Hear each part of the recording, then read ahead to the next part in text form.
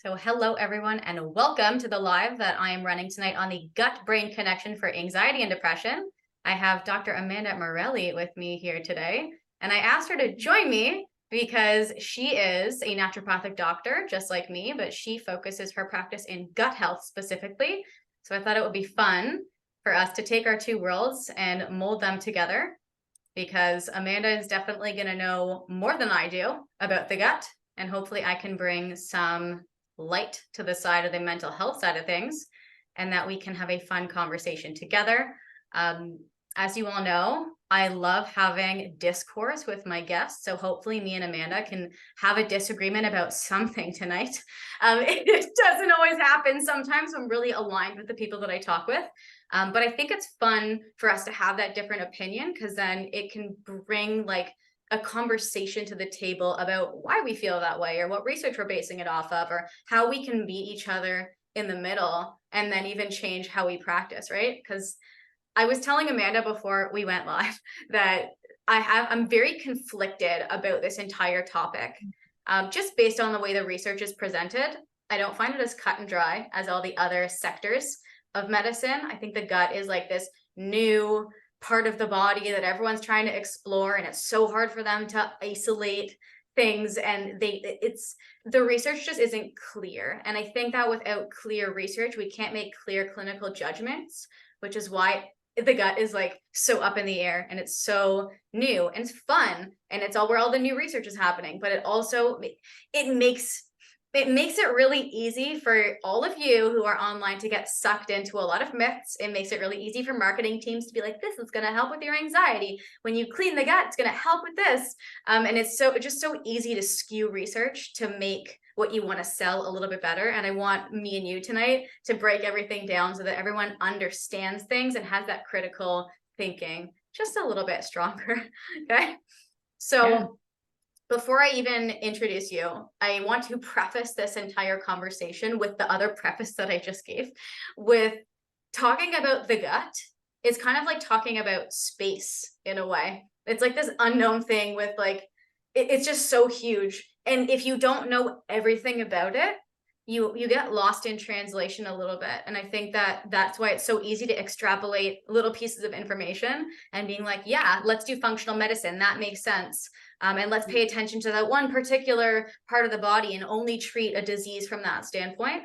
So I want everyone to remember that we don't know as much as we think we know. And even when we think we know what we know, we're going to keep learning so much and then changing our opinions.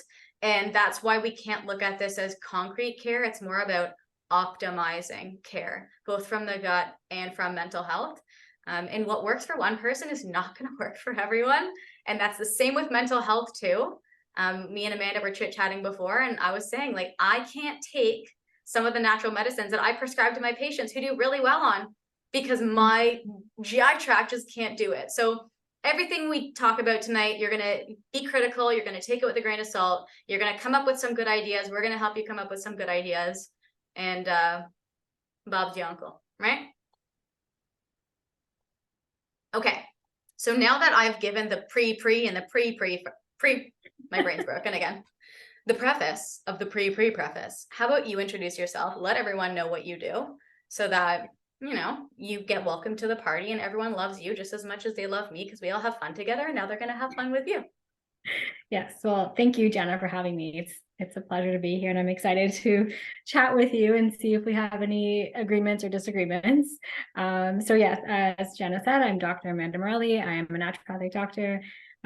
My focus is on gut health. That's what I do see a lot of patients. So this can range from IBS to SIBO, also Crohn's, colitis, acid reflux, just a wide range of gut issues. And the reason why I decided to focus on that is because, like many of you, I experienced gut issues growing up, and I wanted to have a natural approach to it and see what other options were out there. So that's kind of how I got into naturopathic medicine. And then when I started practicing, I just really liked all the gut health cases, and that's what I decided to continue with my focus on.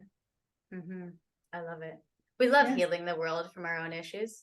It's such a great place to be, because you also get to stand in a position like I do, where I'm like, I've been there. I get it. And we're going to Yeah. tackle that and deal with all the things instead of looking at the person or the patient just as a gut or looking at a patient just as a chemically broken brain. We have to step back and be like, okay, there's a whole thing going on here. I mean, we have to take into consideration all that stuff, which is something we will talk about tonight. But the first thing that I want everyone to learn about is how the nervous system works in relation to the gut. Because in order for us to understand the framework of what we're talking about, we need facts, we need language, we need science. So I love the nervous system, which you know, because you see me talking about it all the time. And my community knows how gung-ho I am about the nervous system. But that is, it's such a powerful system because it connects everything. And when we're talking about the gut to the brain, that is the main system at play. So much that our gut has a nervous system named after it, which is the enteric nervous system. And none of that should matter to any of you. But for me and Amanda, this is how we're going to jibber jabber back and forth. So don't take notes and don't be freaked out if you don't know what we're talking about. And it's so, like, to me, it's just so fascinating because we're always looking for answers. Like I just said before, mental health, we look at the brain. When it comes to the gut, we look at the gut instead of saying, okay, what's the thing connecting these two together? And maybe working from both sides is the best option, which is always going to be the best answer. But the root cause, it doesn't always have to be one or the other. It can be the connecting piece between the two. The same way that when you're in a relationship and you're having conflict, it's not one person or the other, it's the communication that's happening between the two. And I think that, my love for the nervous system will never die based on science because it's always going to be there. And yeah, so we all have heard the vagus nerve. Everyone loves that term too. They're like, ooh, vagus nerve. If I have anxiety, I need to do vagus tone, vagal activity. And then you hear about people with the gut. Oh my God, it's my vagus nerve. Guys, this is the nervous system nerve that is connecting the gut to the brain. So you're already talking about the nervous system, and let's just build more information around that. Now that you know that, the vagus nerve is the thing that's causing the gut to do what it does. And the vagus nerve is what's causing the brain to do what it does when it receives stimuli from the gut. Are we clear on this? Give me a big thumbs up if that makes sense onto my screen right now. I want to see them flying all over the place where you're like, yes, that makes so much sense. I wish I had a whiteboard here and I could draw everything for everyone. So the vagus nerve is technically only responsible for our rest and digest response. Okay, so that is for you guys. This is why you hear it's the calm or the chill nerve, because it's responsible for those type of behaviors. And again, that moves both ways. So if you are anxious and your nervous system is in a sympathetic state, which is the opposite of relaxed, that's when we're going to see the vagus nerve being toned down. So it's not like there's nerves being like, okay, we want your stomach to be activated, and then other ones where it's turned down. There's only one, and it's that calming nerve between the two. And when it's turned off, that's when haywire can happen. And when it's turned on, nice things happen. So from the brain down to the gut, if we're anxious in our head, that signal that's being brought down to the gut is turn off your digestion. Don't release your digestive juices. Don't be digesting your food. I swear a lot, Amanda, just warning you, but it'll be like, fuck up your motility, make it stop, make it start. That's why you get that feeling of the butterflies in your stomach. Your actual cells are being like, like, what do you want us to do? Oh, don't digest? Okay, we will remain unsettled. And that's its job.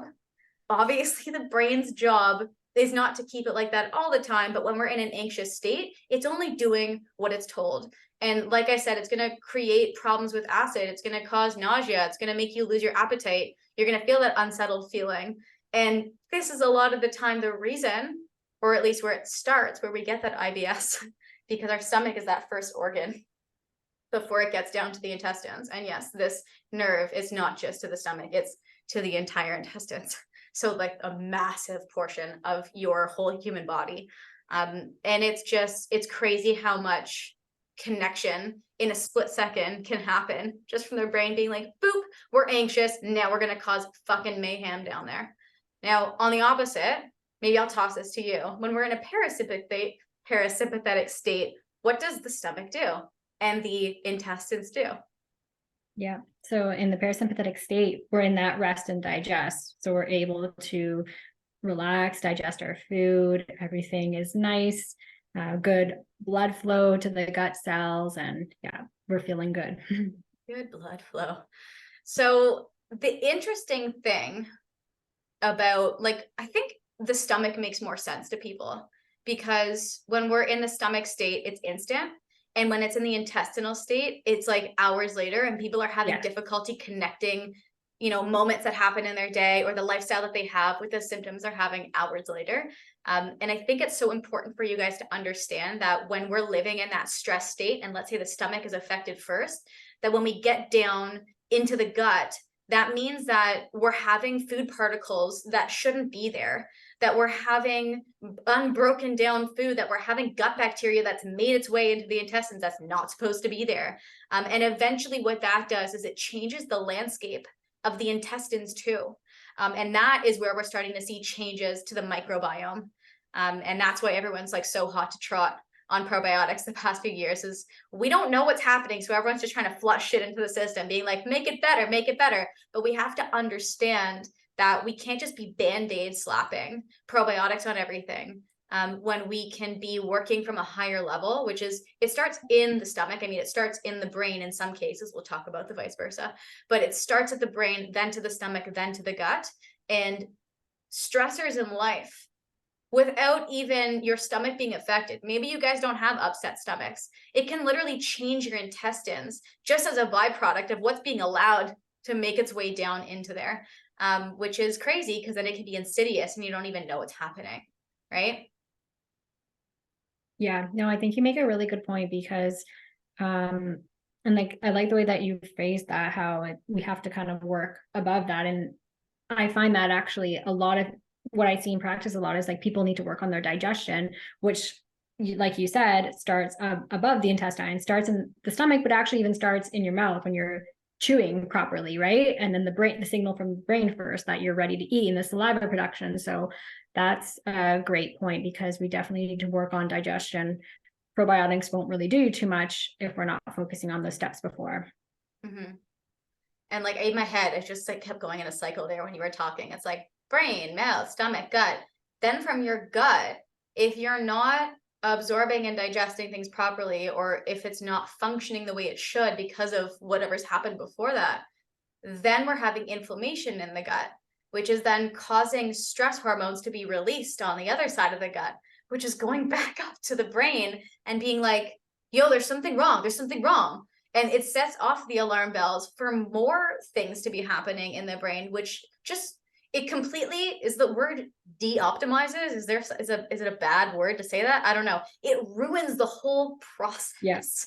And that is it's so fascinating to think about this chicken and egg situation, which is why I'm so conflicted, is what is coming first? And obviously reading a bunch of research, you're like, oh, they think this came first. And then you believe it and you're like, that makes sense. But you're like, but what if that was first and that was first? And it's just, to me, it can't be this one unidirectional type of treatment where we're always looking at the gut. We have to look at the brain and the stomach and the mouth and the thoughts and the childhood experience that you had to allow for the anxiety alarm bells to be going off in the first place, and what stress was happening at that time to be creating changes to the microbiome in the gut that's causing the tight junctures to let things come through and cause more inflammation. And I know that this is all sounding like a total shit show right now, and again, no pun intended, but this is why I preface this entire conversation with, this is space. It's like outer space. You're like, oh, and there's a black hole, and what's on the other side? And then this happens, and is there another universe? Do aliens exist? And suddenly you're all over the place with this exact topic. And it's why it's so hard to just put your finger on it and be like, that's the treatment plan. Let's stick to it. Let's see what happens. Because we can't ignore every other factor that is playing such a big role in this potential issue here. Yeah. So the next thing that I wanted to talk about was like the role that it played, but I feel like we just totally slapped that out of the park. Yeah, I think you definitely did that. Yeah, I just totally rambled.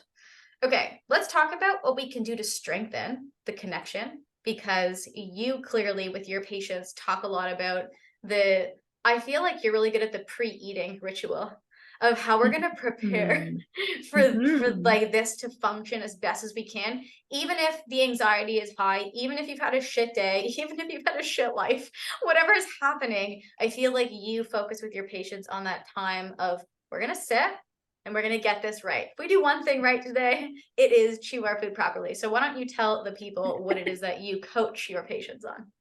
Yes. So I think most people probably can relate to eating fast or eating while distracted because we're always on a super busy lifestyle. And we don't take the time to actually focus on eating. So some of the things I talk about is when you're sitting down to have your meal, you want to avoid any distractions. So don't be on your phone, don't be on your computer. Like we're talking about here, digestion is so important to focus with the mind and the gut. So when you're chewing your food, like every mouthful, you should be chewing it about 20 to 30 times every bite, right? Take the time to chew that and swallow your food. Now, how many Let's people do ask. that? Because I Let's don't think ask. anybody does that. Okay, guys, just so that we're all aware, because I love being really honest with everyone. I just told Amanda before this live that I was rage eating, watching Love Island before this live. So let me know in the chat right now, do you actually take the time to sit and digest your food and sit there and chew and really have an undistracted experience? I think that if you're sitting there with someone else and you guys are talking, it's different if you're talking about the food versus talking about other stuff. And like, that's something that me and my husband try and do is we'll eat it and we'll be like, this is so good. Like we talk about the notes in the food and the different flavor profiles so that we're constantly engaged in it, even though we Yeah. are, trying to get in our time together and watching TV. Because Julie goes, oh my God, I eat so fast. Justin, most definitely not. Julie's saying, if you had to see a naturopath, love following, should that be my next step? Let's discuss that. Send me a side message so that we can chat about whether that's going to be the right option for you. Okay, but obviously stay till the end of the live so that you can learn everything right now. Ashley's saying, no, I do not chew while I eat. James is not really often eating while I do other stuff. Marina goes, no, no, no. I eat while I'm standing, rushing to eat fast without chewing. Jody's saying we eat at the dinner table with no phones or TV, but I do eat fast. So these are just simple things to think about. Kind of like, I know it sounds funny when you say it this way, but like, if you guys are learning to ride a bike, you don't just toss a kid on and go, have fun on the two-wheeler. Like you sit there with them and you're like, okay, we're going to start with a tricycle. And then we're going to do our little training wheels. And then I'm going to hold the back of the seat and we're going to go.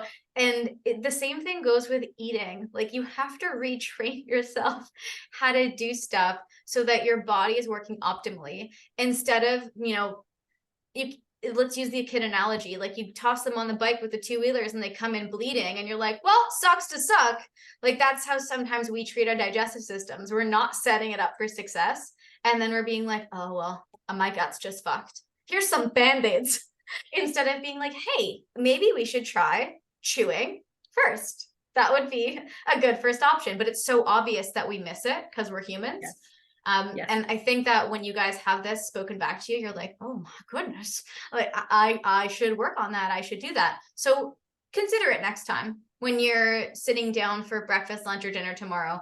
If you can catch yourself going, whoa, that pace is a little too fast, slow it down. Maybe you say to yourself, I'm going to challenge myself to eat for half an hour, right? Yeah. Most of us can at dinner, I legitimately swallowed 2 hard-boiled eggs and Dan was like, yo, that was really impressive, like way too fast. And I was like, actually, it was concerning. And the second that it went down, I was like, why did I do that? Like, where am I rushing to? I allotted that time. So why are we rushing through it instead of just sitting and enjoying and being with it? So it's just food for thought. Ha ha. Get it? Okay. So what else do you do after the chewing situation that you obviously talk about and the no distractions? I'm going to assume that you give people some other tools to also calm themselves down before eating. So what would be something that you'd tell them to do? Yeah. So if you are pretty anxious or nervous, some things you can do is like do some deep belly breaths before eating. So just to kind of activate that parasympathetic nervous system. If we want to do vagus nerve activation, like there's also humming, and you want to sing at the dinner table before you eat, just to kind of get things relaxed. So yeah, is that what you do? I do all sorts of shit. However, guys, okay, what do you do when you eat something good? What's the sound that you make? I'm not sure. What do we do? I feel like I'm giving you a pop quiz, but I thought the answer was really obvious. Rena just goes, yum. Yeah. Most people go, No. Oh, okay. Yeah. There's a reason that fucking exists, guys. It's not because someone just went one day and was like, yeah, we're just gonna make the new thing of when you like something, we're just gonna No, it's because physiologically in your body has a brain. It's your nervous system. It's saying, we are tasting something. We are going to enjoy this. We are going to set you up for success by going, the same way, like when you go into a kid's mouth and you go, you're teaching the kid to do it before it eats. It's so funny when you think about stuff like this, because you're like, wow, it's inbred for us to be that and help ourselves. And we're just avoiding it because we're not in touch with our presence anymore as a human being. Something else, like you said, deep belly breaths, you said vagal tone. How would you do vagal tone exercises aside from the humming and the deep breathing? Because like I'm a breathwork diva, but for you, like vagal, do you do stuff with the ears? Do you do any sort of neck stretching? Like what's your thing when it comes to vagus tone? Yeah, usually gargling, because I find that something easy that somebody can remember to do. Because if they're brushing their teeth, like they could easily, you tell them, you could even gargle mouthwash or gargle some water. Some of the other things can be hard to remember. Like I know there's the where you can do the cold face immersion, but like is somebody going to actually remember to do that? So I would not do that. Easy. Yeah, it's easy to just implement into your routine. Most people brush their teeth every day, so gargling can be helpful. What are your does everyone here drink when they eat? Can someone confirm? Like give me some thumbs up. Like yes. I think it'll come in slower because the chat's usually a little delayed. I'm sitting here with my water bottle. Melanie's like, no, I don't drink while I eat. If you drink while you eat, why don't you just sip your water before you start and gargle it? That's a really good idea. Never even thought of it.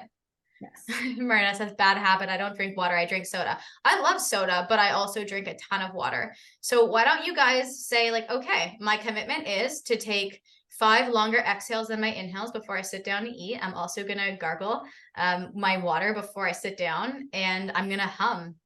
And I'm going to look at my food and go, I can't wait. Honestly, I know it sounds so dumb, guys, but like this stuff does work. And it works for a scientific reason. So, I mean, you can't defy science, and everyone always wants these complex answers. Honestly, I think if you did these things consistently before you always ate, you'd have more of an impact than taking a probiotic every day that's going to cost you $100 a month.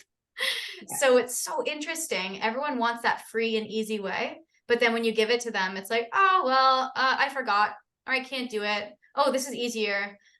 Don't go for convenience. I mean, this couldn't be more convenient, but also look at how easy it can be and how cost effective it can be. Melanie, the is the best one. You want to know the best part about that? I fucking thought about that on the spot. I say all the time. And when you said humming, I was like, holy shit, I hum before I eat. I hum when I look at something good. Like it's just something normally that I would do. And that is physiology coming in hot. Okay, so we're talking about making this connection both ways. So we've talked about working that top-down response, so regulating the nervous system so that we know everything's working and setting up properly on a daily basis. For me, that's going to be like the meditation, breath work, yoga, walking. I know you love walking. Spending time in nature for me, huge nervous system regulator, like especially before I eat. Like if I'm going out on a walk before I eat, that is it. Chef's kiss. Okay. Having fun, social connection, doing that kind of stuff, having proper sleep. Oh my God. So important. Like all of this stuff is going to set your digestive system up for success because it's constantly taking these things as, am I stressed or am I not? Like that gut is communicating back to the brain being like, are we good or are we not? And if you're going to show it that it's good with the way that you're treating your nervous system on a daily basis, it's going to cooperate better for you in the long run. And then we can do things like natural medicines to help with digestion. I know we talked about that before, but maybe we can talk about that too. Something that like kind of sparked in me when I said that was lemon balm, because it has that calming anxiety also, but helps with the digestion situation. If you guys have never heard of lemon balm, it's super gentle. I think you can just straight do it in tea because it is it's like that calming. But you can have, you know, capsules that you can take of it. I'm sure there's probably like powders or I don't know. They've got all, It's pretty good in tincture form, lemon balm. Yeah. Tea or tincture, I usually like it. Those yucky tasting tinctures, but like people will power it back if they have to. And then also all the plant medicines that you guys have all see Megan's going lemon balm drops have been amazing. Yeah. When you regulate the nervous system with plant medicines from a general anxiety perspective, things do get better with the digestion by accident. So yes, you can treat it from that side too, so that we're not wreaking havoc in the gut area. But then also we have that bottom up situation that we will talk about. Let's just talk about it now, like the probiotics, right? So like probiotics, like L-glutamine, prebiotics, stuff like that. So why don't you talk about how you would utilize plant medicines or natural medicine supplements from that bottom up situation, so gut to brain? Yeah. So we can talk about digestion because that's kind of what we were just talking about. So in terms of digestion, there's a couple like supplements. I would kind of categorize them into a couple different things. Like we have bitters in terms of herbs, and then we have the enzymes where you're like actually getting the plant enzyme in order to help digest. So I like both of them, and I find they're both helpful for different scenarios and different things. Bitters are great because we know in botanical medicine, like the whole herb has so many different properties and so many benefits to it other than just digesting. So this would be things like gentian, burdock, chamomile is another good one, dandelion. Chamomile is a good one because it also tackles the anxiety piece and the digestion piece. Chamomile, if you don't know what to do, like chamomile could be your go-to. It's an amazing herb, and I feel like it's underrated. People think we have to use these like crazy other things, but it's honestly an amazing herb. It really is. It's helpful for healing gastritis. It's good for H. pylori. It's good for that calming the body down, and good for digestion, gas, and bloating. So that's what I would say in terms of like your digestive bitters. And these are things you would take. They're going to be bitter and they're not the greatest tasting. Jen, have you ever tasted bitters? I have gentian in my cupboard for when like after I finish a meal, if I've totally screwed up and like I can't breathe, I will take it. For those of you wondering, I have a very crazy transit time and motility issues. So it can either be so sluggish that you're so concerned, or so fast that you're like, how did that even happen? That is not humanly possible. So that is, I have it as my emergency. And Julie right now is saying chamomile teas. I think chamomile tea is fine if you're using it as a post-digestive, but if we're talking about it from an anxiety perspective, we're going to want the dose to be much higher. And that's where we're going to use capsules. So yeah, we love chamomile tea because it's easily accessible and you can use it for digestion, but don't think that you're going to treat your anxiety with chamomile tea. So that's how I feel about that. Continue on with where you were. So with the bitters, so you mentioned taking it after, which you can do it after you've already eaten if you really feel like you need a support with digestion. But if you really want to like improve your digestion, you should do it about 10 to 15 minutes before. You're going to get that better taste on your tongue. It's going to stimulate your salivary enzymes, also your stomach acid and all of your pancreatic enzymes. And then that will help you digest your food better so you feel better after you eat. On the other hand, the enzymes, these are things like your protease, amylase, your specific enzymes that break down like carbohydrates and protein. Then you can also take one that has ox bile if you have low bile and you need to help improve the digestion of fats. And then again, that would be before meals to help with digesting. So I think that working on digestion is definitely important for sure. Yeah. Okay, wait, someone just said. Anything that you wanted to add to that? No, I think that's amazing. Aruna, how do we know our food has digested well? Well, we're going to talk about that. If there's one thing I like talking about is poop. I love talking about poop. We'll get there. I talk about poop all the time, so that's going to be exciting. Okay, Myrna wants to know chamomile capsules and what else? You mean what else we talked about before, like the other bitters? Or you meant lemon balm? Confirm with me and I'll let you know. Okay. So we have different digestive symptoms. Yes, please, the other bitters. Hold on, guys, 1 second. I would say gentian is like the best bitter from like a transit time that you're putting on your tongue. So just roll with gentian. It's a good one. It's nice. It tastes absolutely terrible, but it works. Yes. So digestive symptoms. We have our diarrhea. We have our constipation. We have our IBS, which is mixed type, or one or the other, or totally aberrant and crazy like mine. We can have things like gas and bloating. We can have the stomach acid issues, which we talked about earlier. All of these different symptoms require different treatment. So I feel like, as me and Amanda have been talking, that she's outlining and saying, okay, in this situation, that would be what it would be good for. It's not just, if you had digestive issues, take all this stuff. Like if you have diarrhea and you take gentian, you are going to be angry with yourself. You're going to be like, oh my God, it just keeps coming out. And we have to find what works for us and like where the actual issues are.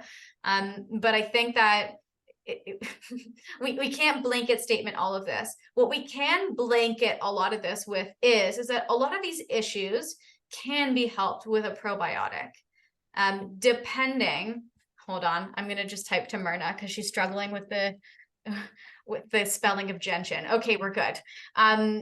Where was I? Oh, probiotics, of how they can kind of blanket all of this stuff, because no matter if someone has constipation or diarrhea or bloating or gas or stomach acid, like we need to help the microbiome a little bit, no matter what's going on.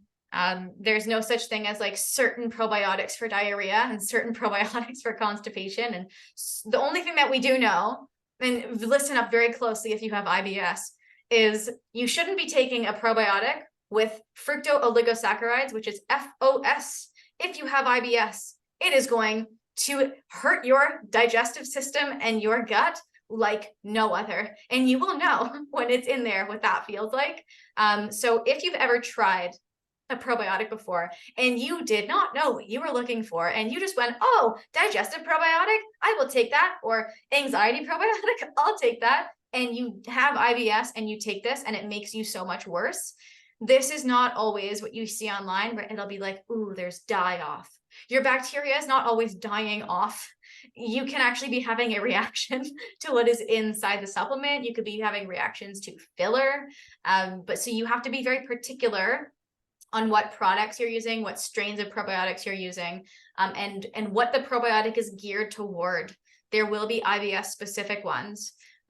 People who do not have IBS issues and do not have gut issues, you guys can take whatever probiotic you want, have a nice time. But if you do have gut issues, that's why it's helpful to work with the doctor and say, okay, what is it that my symptoms, like, what do I have? How am I working on it? What am I trying to get to and resolve? And what's the quickest way there? Instead of going through this entire journey of being like, my stomach hurts all the time, and I tried probiotics and they didn't work. It's like, okay, which ones did you take before we start slapping labels on all this kind of stuff?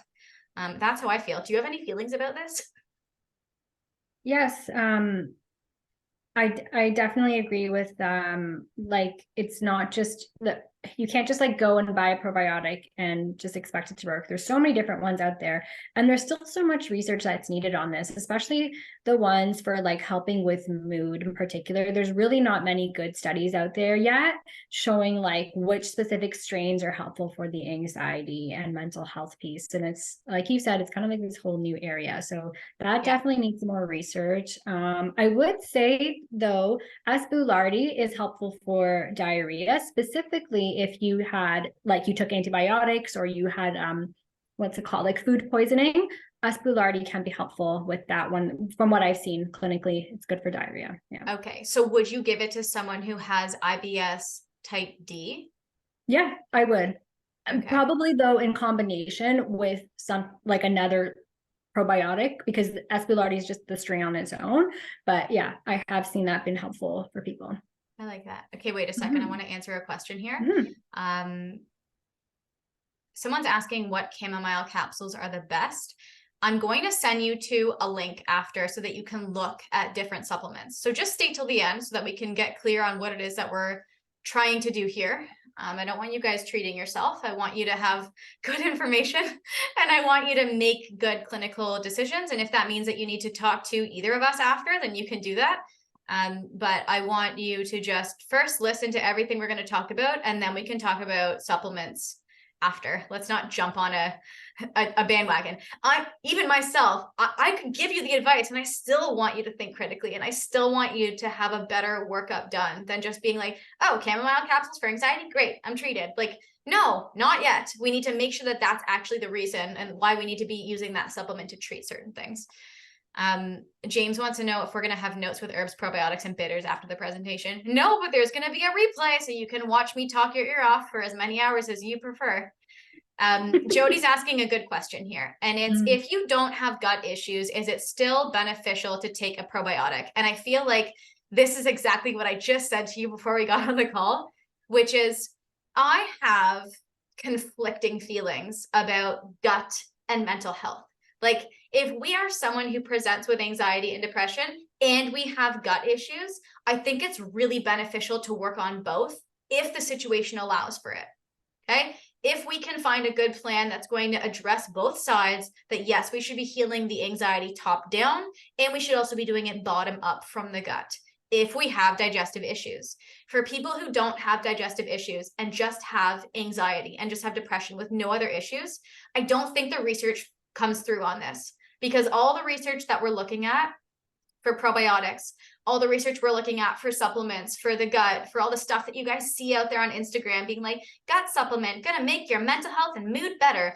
All those things that it's coming from is based on people who have digestive issues, people who have IBS, in mice that have digestive issues that they're literally trying to create. So we can't just say, okay, I have anxiety, depression. There's nothing wrong with my actual system.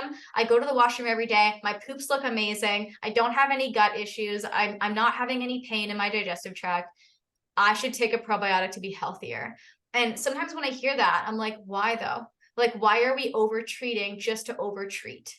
And we don't have to do that, because some of us do come into this world with a really good microbiome.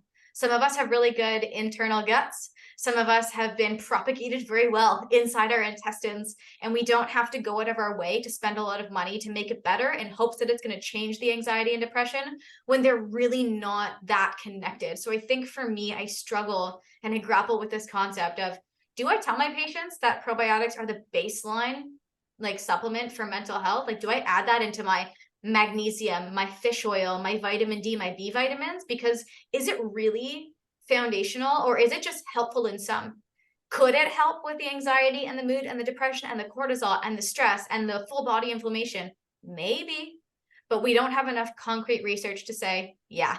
And that's why I don't think it's fair that some people are like turning to the gut being like, I've had anxiety and I've tried everything, but I've never treated my gut, so I'm going to try that now. And I'm like, it doesn't track for me. Based on research, not based on my feelings. Fuck my feelings. Like, I have feelings about all sorts of things. I'm looking at what the research shows us and what let's say that critical appraisal of the data that it gives us. And we will go through some of that stuff after, guys, because I like research, but it's just, I can't get behind that. In some cases, if you have the money and you want to be on a probiotic, then like, yay, you go for it. But like, I don't think that taking a probiotic is going to get rid of people's anxiety and depression symptoms without having any gut issues. And Jody follows up with, so how should your poop look? That's a fair point. And I would also say, like, why do you need to go on a probiotic or any supplement for that matter if XYZ is okay, if you don't have these kind of symptoms?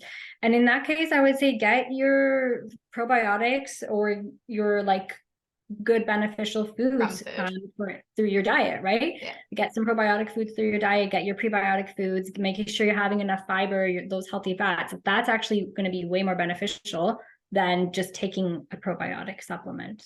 Yeah. I want to read one thing that I specifically wrote down. So I'm going to open it because I put stars beside it. And I was like, Jenna, don't forget this. Okay. So they did research. Duh. And they did it on rats. But it was like research that showed that the probiotic specifically was working through the vagus nerve. So that connection piece. And the way that they did it was like they gave a mouse the probiotics, and then the stress hormones got better in their bloodstream.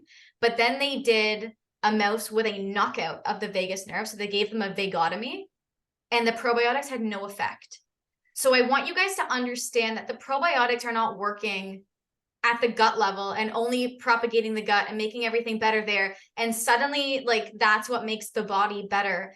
It's because the nervous system is getting that information at the gut level, and that's what's being carried back to the brain. So there's something happening with the probiotics from a neurotransmitter perspective. And it's not that the gut and the probiotics are spitting out the perfect neurotransmitters and giving serotonin, which we will talk about after because it grinds my freaking gears. But there's something about the connection piece in the nervous system, and they don't know what it is, and they don't know how it's happening. And I don't expect them to know for the next 20 plus years. But I think that it's important that we all recognize that the research gets to a point where it can't give us any more information, and we have to take it with a grain of salt. And we can't say, oh, yay, probiotics make the stress hormones go away, so I should take a probiotic too, because that's not how it's not how you intellectually extrapolate research. We have to be clear on, the confounding variables. And this is a perfect study where they said, fine, let's give the probiotic, but let's knock out the nervous system and see what happens. And when you do that, you get fucking nothing. And that's why, again, I love the nervous system. It's such an unbelievable mechanism in the body that is constantly communicating with everything. I want to make sure that I scroll and catch all of this stuff. Yeah. Just that's happening in the chat. Julie's saying that I try to have Activia every day. I do the shots. Is this foolish to believe it will help me? No, pre and probiotics in your yogurt is a type of probiotic and prebiotic food. So like if that feels like it helps with your digestive system, then great. Spend it on yogurt. You can also eat it for breakfast. Like we don't need to spend money on the promise. Like no one's going, hey, did you hear yogurt's getting rid of anxiety? Like no one's having that conversation. Right. So why is it so special when it's being like, think about all the Instagram ads you guys see online and you're scrolling and it's like, gut health for mood. We see it all the time. How can you promise that? And people will be like, 3-month guarantee. It's like, okay.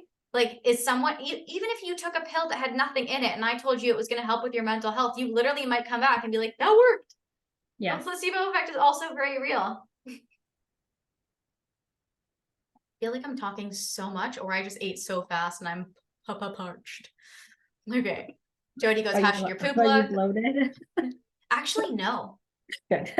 And that probably has to do with a function of like how I ate my meal, like the time that I, also the order of food. People really underestimate the order of food.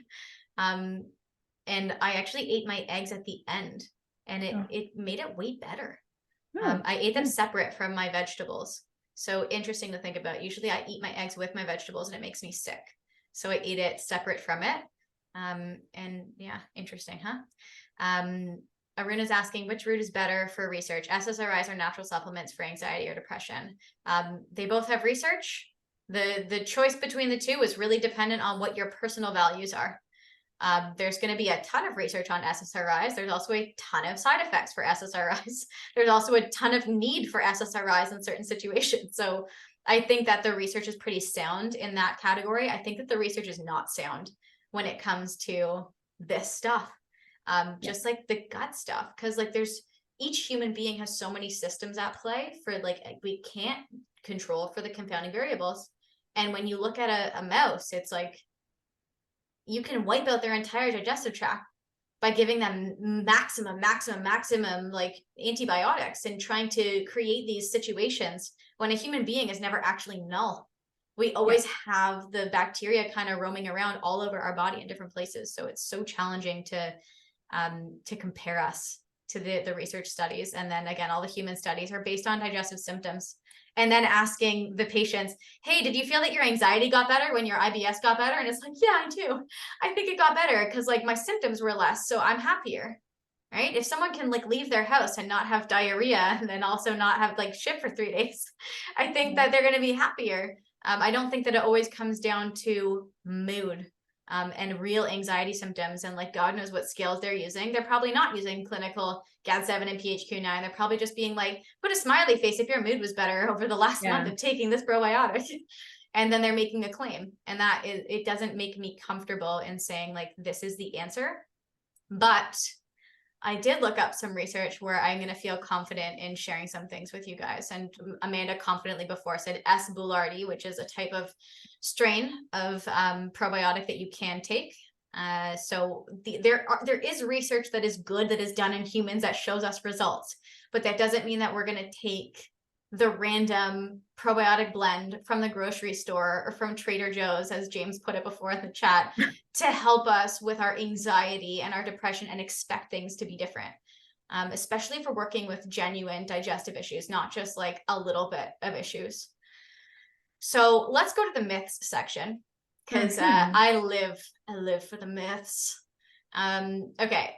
And I bring this up, this whole chat and this whole live was birthed in one of my master classes in June, because I asked everyone in like one of the sections, I was like, okay guys, where do your neurotransmitters come from? And everyone was like, the gut. Like that's where they're from. And I was like, did Google tell it? Like, where did we get this information? Yeah, like we need to break our food down to create different like building blocks to get them, but they're not created there. They eventually have to end up in our nervous system, in neurotransmitters, and sending signals in the brain and the nervous system. At the point of the gut, they're just communicating. They're not actually full-fledgedly what they are supposed to be yet. So it just like kind of sparked a moment in me where I was like, shit, everyone's getting their stuff from Google, like actually. And one of the things that people are like obsessed with anxiety and depression is serotonin, got to get my serotonin. It's like, okay, so I asked like, okay, where's the biggest, the place where serotonin is in the body? And everyone's like, yeah, it's located in the gut. And you go on Google and it's like 95% of serotonin is located in the gut. And it's like, yes, food has to break down. Like we understand that food, it does have to break down through the gut to get into the body, but it's not doing much there. It does have to go into the bloodstream to actually do something. When it comes back to the gut, that's when it can have its effect. But I think that people in their heads, when they hear serotonin is located in the gut, that they think that their neurotransmitters, their brain is fucked up because the serotonin is staying in the gut and it's just sitting there being like, be happy, like from the gut. It's not like going through the body and going up to the brain and crossing the blood-brain barrier and having this effect on every single cell in the body. And it's just so crazy to me how like, because we have that science and biochemistry background where we read a piece of information like that and we look at it and we go, I don't know, man, like, sure, you can make a claim, like, yeah, but also no, like that's not how the human body works. So I think that that's why a lot of people can latch on to the fact that I'm fucked up because of my gut.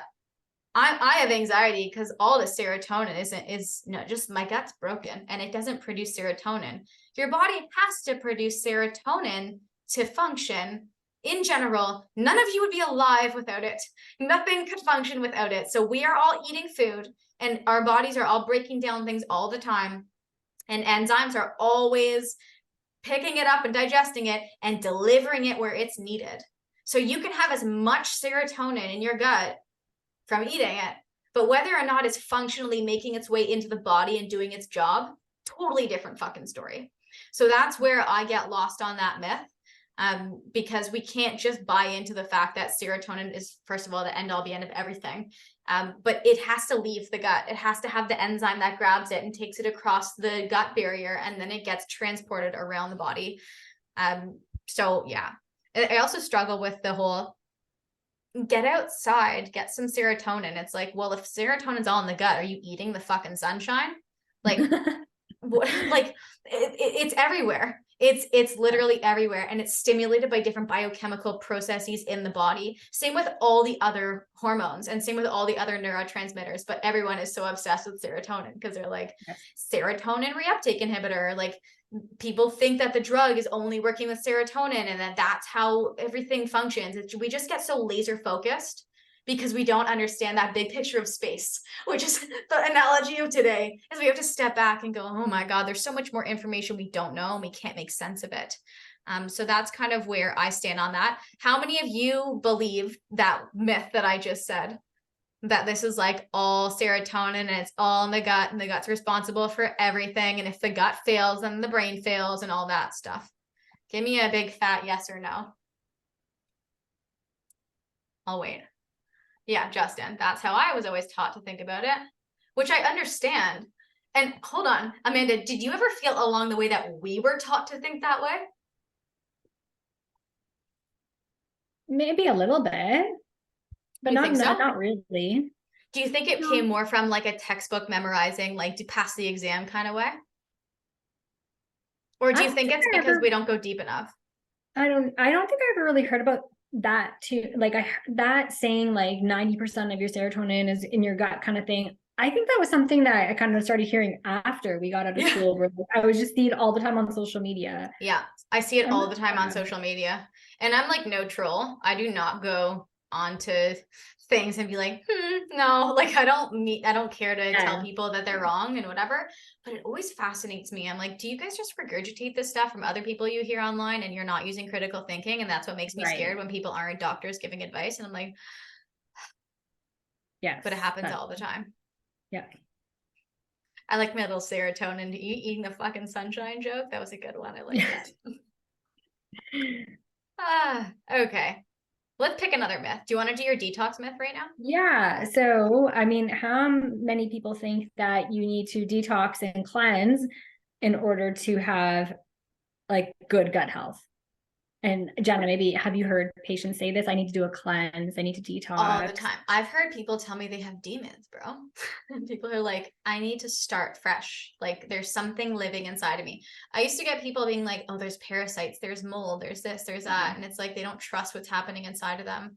And I'm like, you could spend $500 on a GI map, or we could treat the symptoms that probably are not related to this.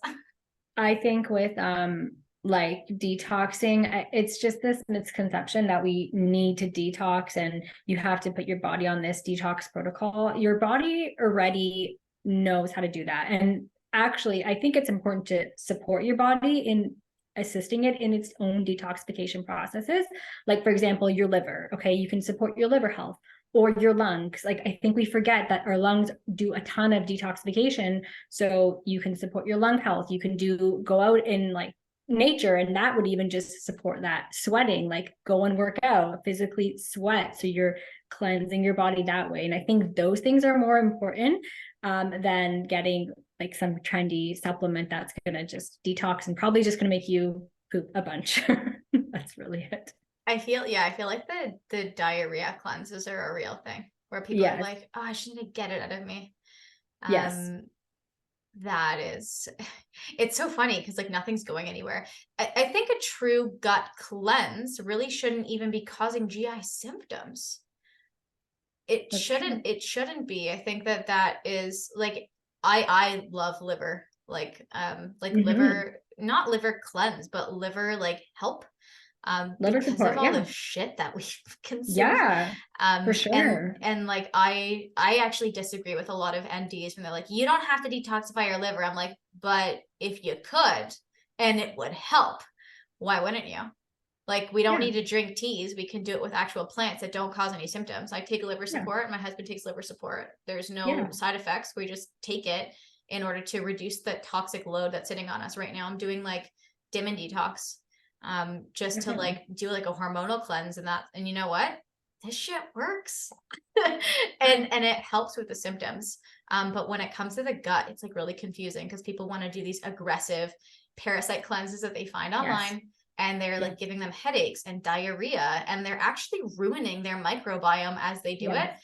And you know, Justin's coming through right now saying, I've done a ton of gut detoxes based off of stool samples. And like, if you try and find an issue in your stool and you're constantly trying to get rid of something and you're killing off and you're killing off and you're killing off, at what point do you repopulate?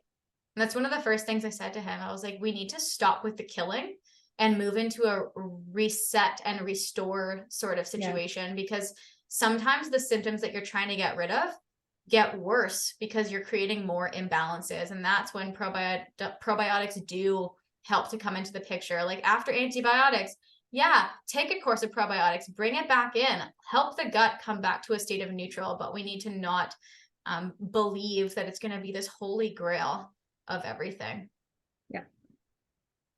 Another thing, just talking about probiotics, it sounds like I don't like probiotics, but like I do when they are going to be helpful for what it is that we're trying to achieve, which I have them in my fridge. They are helpful for things that we're trying to achieve. But they're not, like, again, the way that people think about it is the incorrect part. But people also believe, because of the whole neurotransmitter in the gut situation, and I talk about this in my masterclass too, or I have before, where people think that if they take a probiotic, that it's like they're putting bugs into their stomach that are just going to release things to make them happy. And like serotonin is just going to come out of this thing and it's just going to fix what the problem is, instead of understanding what the probiotics are doing. They are helping our body digest food, so the inflammation is less, so the cortisol load is less, so that the tight junctures are, you know, not going to be as leaky as they would, you know, as in a situation where we have really bad gut bacteria and nothing's breaking down and the food particles are just trying to jam through our intestines. So I think that when we understand what they do, we can take them smarter instead of following the promises online of, if you take this, it helps with that thing. That's just, it's something that gets my goat all the time. I spend a lot of time on Instagram, so do you, and I just see it. And we have to also trust the fact that we have a microbiome in our body that's still functioning. We are not like sterile human beings. We have microbiome that is still, even if it's not the best, it's still doing the job, still breaking down the food. It's still converting neurotransmitters and bringing it to the brain. Like, our body isn't broken. And I think that people don't understand the supplement industry as well as they could. So I think I've hammered this home a lot today, and I hope that you guys are all really getting the point here. Okay. I had a good analogy I wanted to say earlier, but it doesn't matter right now because like it's just more about serotonin and I need to stop talking about it. I'm going to put a boundary on it. Okay, let's do research. Hold on one sec. We have some questions here. Milk thistle for liver.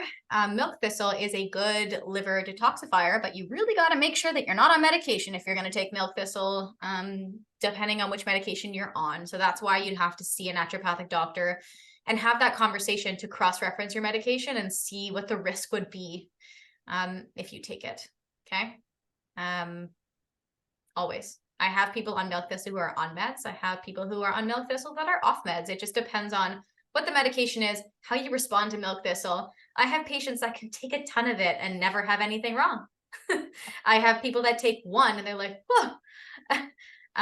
So yeah, you got to speak to a naturopathic doctor to make sure that you're getting the right information there.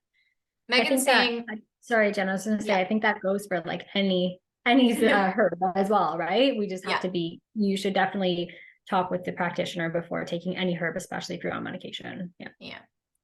Megan's saying, I keep seeing stuff about parasites and I wondered about the parasite cleanses, if they were good or not. Just do me a favor and don't, okay? That's all I will say. If you really need to do a parasite cleanse because you have proof of there being a living parasite in your gut, fine. But if not, don't fix what ain't broken. Try and go the route that's going to work better, more often, okay? Again, doctorly advice. Justin said, finally took a break and now he's just supporting with GI Revive and Tributyrin. I like GI Revive. I It's a had a good one. patient, I think, took GI Revive and was like, you fixed my life. And I was like, I didn't do anything, but okay. But she does really well on it. NAC for the liver. Yeah, you can take NAC. It's a detoxifier. It's nice and helpful for the lungs. It can help with processing in the liver. It's just, I would say NAC is one of those things where it's like healthy. You can take it. Make sure it doesn't interact with any meds. That's all. Okay. So when I was doing some research, I kept seeing that galacto-oligosaccharides as a prebiotic really helped with cortisol levels. So I guess they did a direct human study where they gave a prebiotic and then they tested cortisol either in the blood or the saliva. So that's something to think about for all of you. So if you're going to pick a probiotic, galacto-oligosaccharides, if it's in there, if it's a pre and a probiotic, something to think about, nice and research-based. So remember that name. It's a G and it's very long. Okay. It's like galaxy because we're talking about space today. Another one that is in a lot of probiotics is Lactobacillus rhamnosus. So they did research on that specifically and found it helps with GABA production from the gut to the brain. So that's helpful. That gives us an anti-anxiety effect, right? We've all heard of GABA, I'm sure. We have GABA receptors in our brain and in our body. So if that probiotic specifically can help improve a GABA response, then that's a promising ingredient we're looking for. We're not just looking for any probiotic, right? You're looking for specifically ones with that strain in it. They also found that with Bifidobacterium longum, that they saw an anti-anxiety effect specifically with that one. So it's interesting just to see. Arun is asking me to type this. I have literal tendonitis in my hand, but I will do it for you. Galacto-oligosaccharide. I'm going to copy and paste the other two. My wrist is just absolutely wrecked. Okay. Hope you're all seeing that in the chat. So these are ones that are the best researched.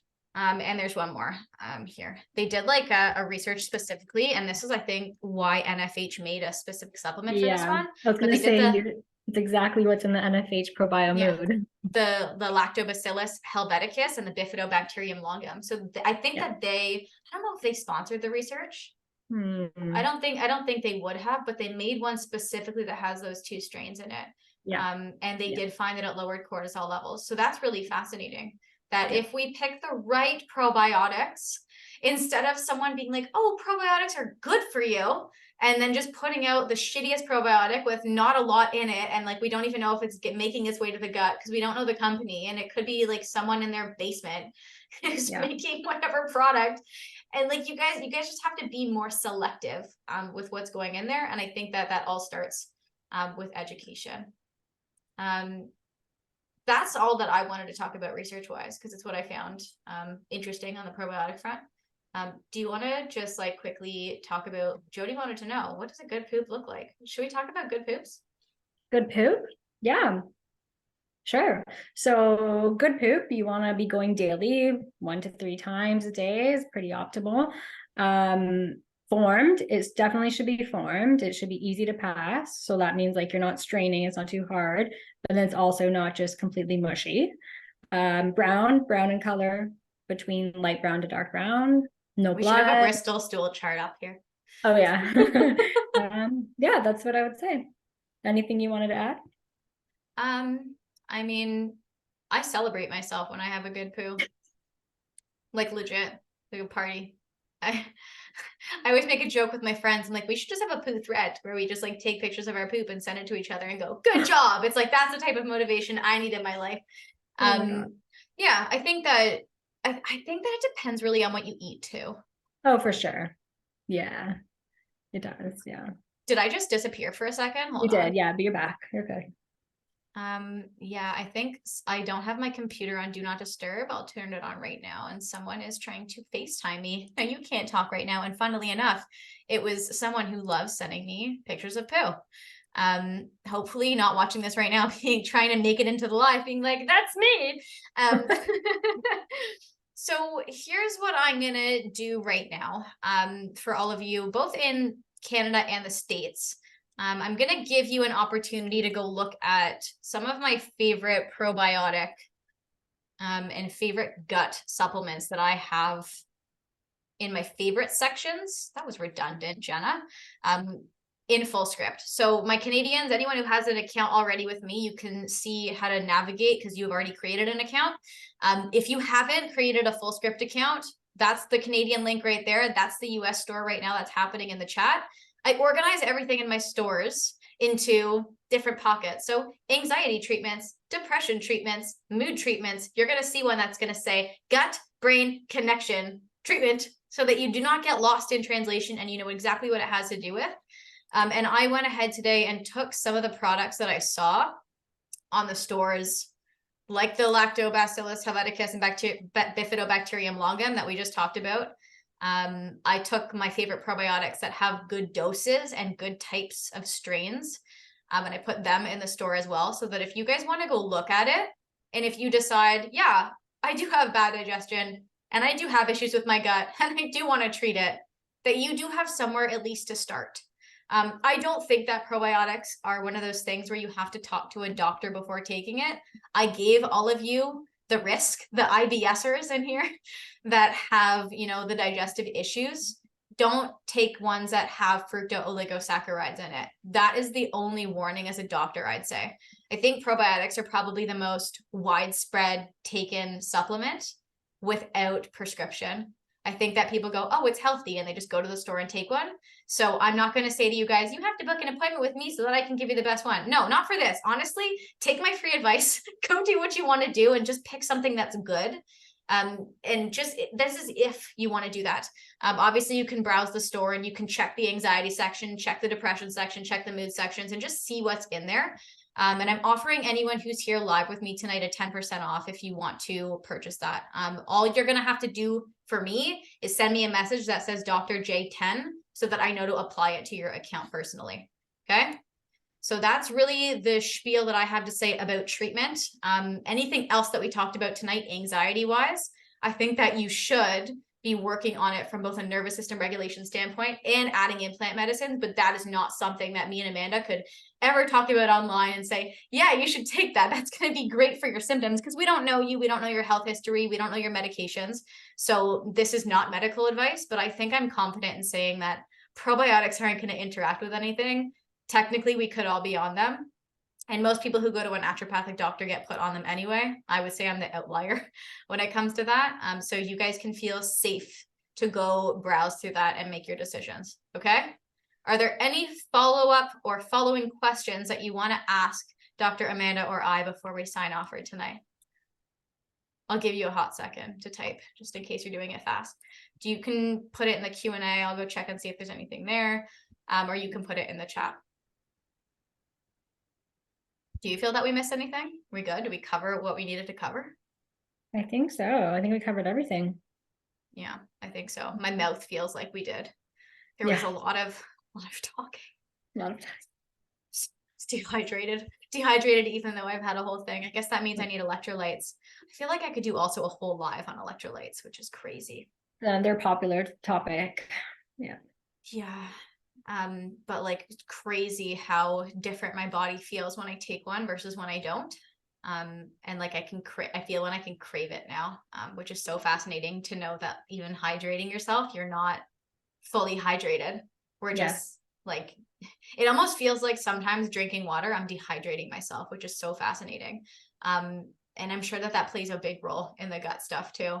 And I bet electrolytes play a role in digestion and how people like form stool better or worse, and how much water is, you know, too much going from one place to the other, and that. So it would just be interesting to talk about one time. All right, so let's park it there. It doesn't look like we have any full questions. Julie has just confirmed to us that her poop is a snake, so we can just have a nightmare about that tonight. And I have had a lovely time chatting with you. We didn't even get to disagree on anything. Oh, it went well. I've only had one live, like, actual debate. Maybe like, I don't know. Yeah, maybe like one or two, but it's just fun. But I think that Yeah. It's good to have No, a good I think discussion. Yeah. good discussion. I think that we had good talking points, and I think maybe I brought some concepts to like, you know, the forefront of your brain, and you definitely Yes. reminded me about a bunch of stuff that I totally forgot about, and like now I get to walk away every time I eat going and remembering Yes. that I'm doing good things for myself. Okay, so I will say good night to you. I will say good night to all of you. If any of you are in Australia and it's the beginning of your day, welcome. And I will speak to you all again soon. Thanks for joining us live. You're Ciao for welcome. now. Bye, everyone. Bye.